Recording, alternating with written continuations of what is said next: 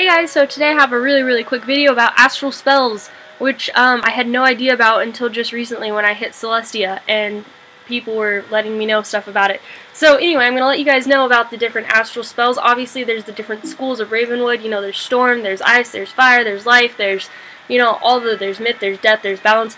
All of the schools in Ravenwood, just like that, there are different schools of Astral Spells. And the reason is because when you get to be a certain level, you stop training in your specialized school. So at level 40, or at level, I think it's 40, you get Elephant. I'm not totally sure. This is for Fire, by the way.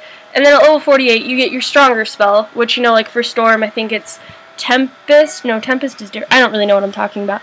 Anyway, but like for Fire, you get Fire Dragon.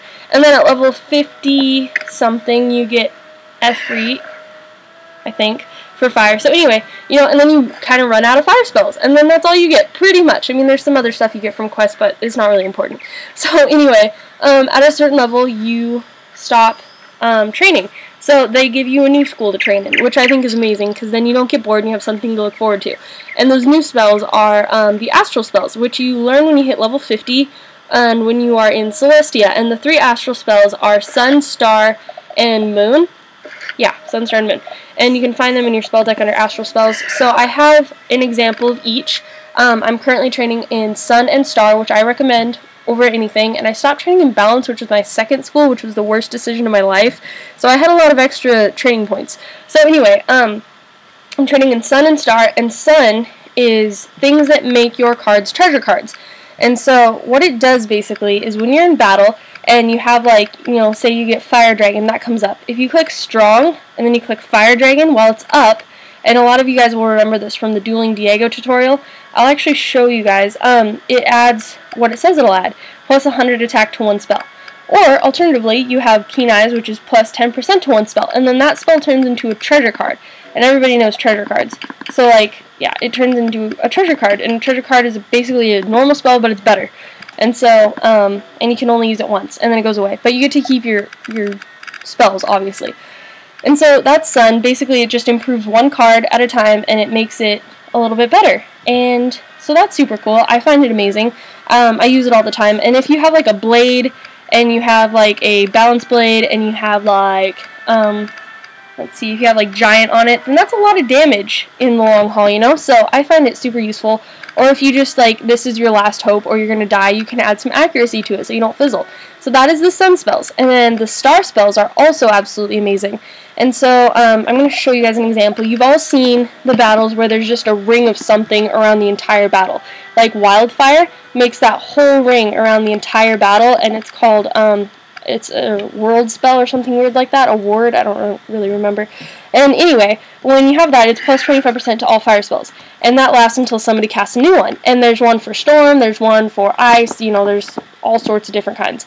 And so that's basically what these are, except instead of all the way around the battlefield, they go just around your feet. And they only last 4 rounds. So this is minus 15% to incoming damage spells for 4 rounds. So for 4 rounds, you have minus 15% less damage to you. Amplify is the opposite. It gives you plus 15% attack for all spells for 4 rounds. You can only have one or the other, though, so if you cast the other one, it will replace the other one, the first one. So that's Sun and Star. I think they're amazing. I'm not training in Moon, but I do have an example of it. And Moon is basically polymorph. And here's one, for example, and here's another one. They have little moons in the corner, actually, like, obviously. Like, this one has a sun, that one has a star. So basically, the moon spells polymorph you into something else, and you get an entirely new set of cards. So, Polymorph Dragon, Polymorph Mander. Basically, if I were to cast this in combat, except these wouldn't be treasure cards, these would be your actual cards. The first ones you learn are Gobbler, and I don't remember what the other one is. But anyway, you polymorph into a dragon, so you look like this, or a Mander, or whatever. And it tells you what the school is. So if you're like Ice, and you're going against Ice, then you could polymorph into a fire person and use all their spells. So, for example, the Polymorph Dragon gets, like, Stormzilla, I think? It gets that dinosaur, that red dinosaur that hatches out of an egg and runs rampant through a little town and then attacks someone. So that's what that does. And it's very cool. It's very cool to be someone, like, a different character. It's comparable to, if you guys have ever had a transformation, which I've had once before, where you can actually turn yourself into something else. it does that, but only while you're in battle. So after battle, you transform back to your normal wizard-looking self. And so that's basically what that is. But wow, I have nothing in my treasure deck. That's just, oh yeah, I just got a new one. Anyway, yeah. So, whoa, didn't know I could do that.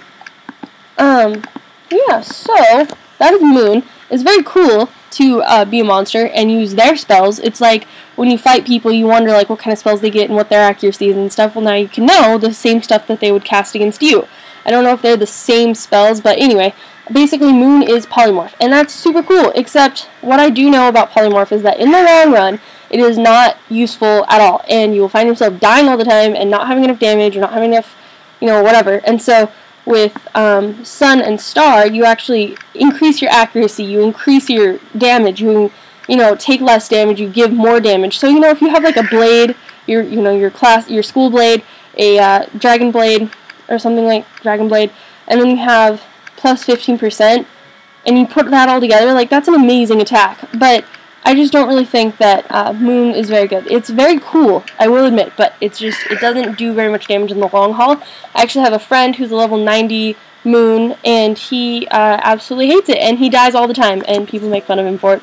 Not really, but anyway, so yeah, so that's the difference between Sun and Star. I would recommend doing Sun and Star. When it comes down to these two, it's really just preference. So yeah. Once you get to Celestia or you hit level 50, that's when you can start learning Astral Spells, and that was my little informative video. So yeah, I hope this helped you guys. Please comment, rate, subscribe, all that good stuff. If you're already subscribed, then I love you. And I will make sure to see you guys in the next video. Thanks for watching. Bye.